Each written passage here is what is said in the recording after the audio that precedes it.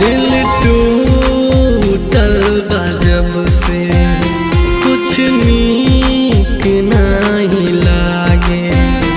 अखियाँ रोई रोई रतिया भर हो जागे। ओ ला ला ला ला, दिल टूटल बा जब से कुछ नीक नहीं लागे। अखियाँ रोई रोई रतिया भर हो जागे। तू छोड़ गईली हमके जवाना से हो डर के।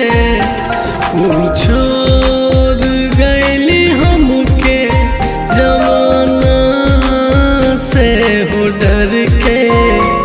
दिल रो रहल बा प्यार एगो बेवफा से करके।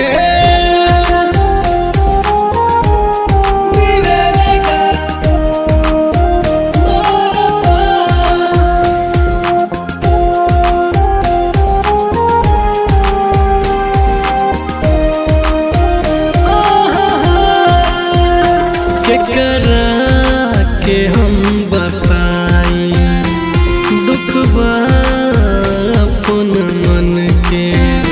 खुद बार हमर जान दोसरा के साथ धर के।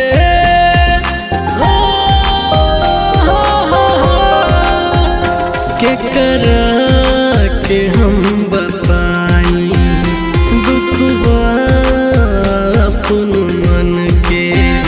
खुद बारी हमर जान दोसरा के साथ धर के। चल गईली ऊ हमसे बिन बात के झगड़ के। चल गईली ऊ हमसे बिन बात के झगड़